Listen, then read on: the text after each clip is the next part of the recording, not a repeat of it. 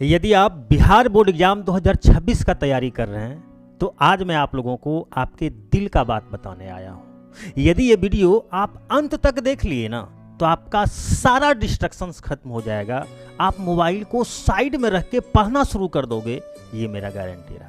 आज मैं आप लोगों को बिहार बोर्ड एग्जाम 2026 में आप कैसे अच्छा स्कोर ला सकते हो इसका टॉप सीक्रेट बताऊंगा। इसके साथ साथ आप मैथ्स में 90+ स्कोर कैसे ला सकते हो इसका भी टॉप सीक्रेट बताऊंगा। लेकिन उससे पहले ध्यान से सुनो। आप लोगों को पता है मैं मैथ का टीचर हूँ, तो यदि मैथ का टीचर हूँ तो थोड़ा सा तो आप लोगों को हम इमेजिन करवा ही सकता हूँ। तो सबसे पहले आप लोग क्या करो, एक शांत माहौल में बैठ जाओ और लंबा सांस लो और ऐसा मान लो कि बिहार बोर्ड 2026 का आज रिजल्ट आया हुआ है, ठीक। और आप क्या कर रहे हैं, 5-10 दोस्त के बीच में बैठे हुए हैं और आप रिजल्ट को देख रहे हैं। आप जैसे ही अपना रोल कोड और रोल नंबर डाले, आपका रिजल्ट जो है फर्स्ट डिवीजन आया, वो भी अच्छा मार्क्स। अब जैसे आप अपना रिजल्ट को देखे एकदम खुशी के मारे पागल हो गए, उछलने लगे, है कि नहीं। दौड़ते दौड़ते आप घर आए, सबसे पहले मम्मी देखी, मम्मी को आप अपना रिजल्ट बताए। जैसे मम्मी को रिजल्ट बताए आप, तो मम्मी का चेहरा पे जो है एकदम अजीब सा खुशी आ गया। मम्मी खिलखिला के जो है हंसने लगी। जैसे ही पापा को आप रिजल्ट बताए, पापा का सर जो है फक्र से ऊंचा हो गया। यानी पूरा परिवार में जो है खुशी का माहौल आ गया। आपके मम्मी पापा जो है फोन पर जो है रिश्तेदारों को जो है कॉल कर करके बता रहे हैं, मेरा बेटा जो है फर्स्ट डिवीजन किया, मेरा बेटा का जो है अच्छा मार्क्स आया है। आपके पापा जो है गांव में 10 आदमी के बीच में बैठ के आपका रिजल्ट को जो है बड़ा फक्र से बता रहे हैं, अपने आप को गौरवान्वित जो है फील करवा रहे हैं। यानी ओवरऑल यदि बोला जाए तो आपके पूरा परिवार में जो है खुशी का माहौल है। लेकिन थोड़ा सा सीन को उलटते हैं, दूसरा सीन याद कीजिए। और दूसरा सीन ये हो सकता है कि फिर से आप वही 5-10 दोस्त के बीच में बैठ के जो है आप अपना रिजल्ट देख रहे हैं।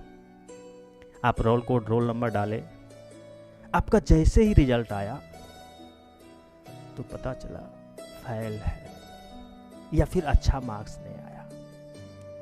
अब जैसे ही आपका रिजल्ट खराब हुआ, बिल्कुल उदास हो गए आप। और उदास ही नहीं, यहां तक अब आपको ऐसा फील हो रहा है कि घर कैसे जाए, घर में क्या बताएं। आप हिम्मत करके जो है एकदम मुरझाया हुआ चेहरा लेके घर जाते हैं। घर जाने के बाद जो है आपको सबसे पहले मम्मी दिखती है ना। मम्मी से कुछ आप बात नहीं किए, घर के किसी भी रूम में जाके जो है कोने में बैठ के एकदम उदास से बैठ गए। आप रो रहे हैं, रोने लगे। मम्मी को देख के रहा नहीं गया। मम्मी का बार बार जो है पूछने पर आप बताते हैं मेरा रिजल्ट खराब हो गया, मेरा अच्छा मार्क्स नहीं आया या हम फेल कर गए।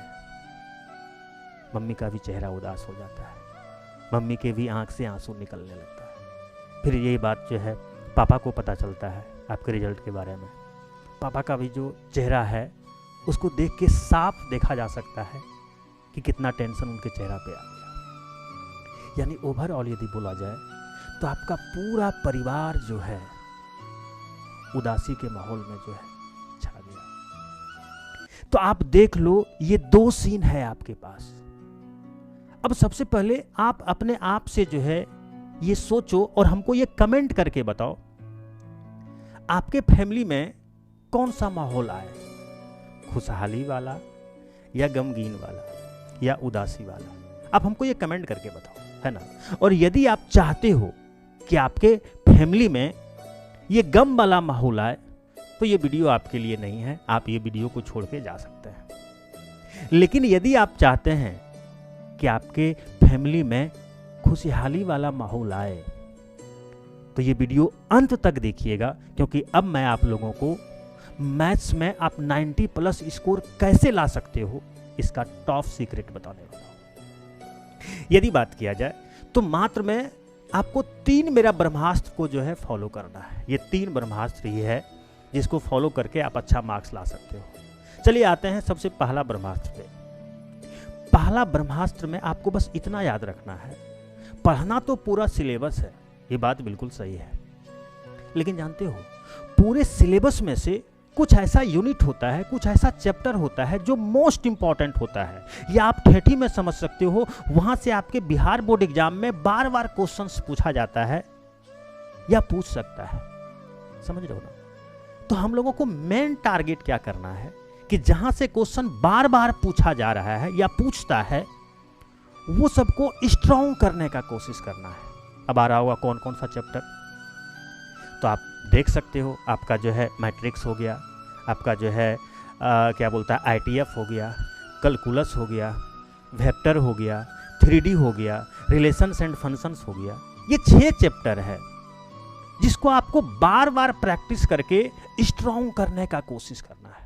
पढ़ना पूरा सिलेबस है, लेकिन ये 6 पे जो है आपको विशेष ध्यान देना है ताकि ये स्ट्रॉन्ग हो और कोई भी क्वेश्चन आए तो आप बड़ा आसानी से जवाब दे सको।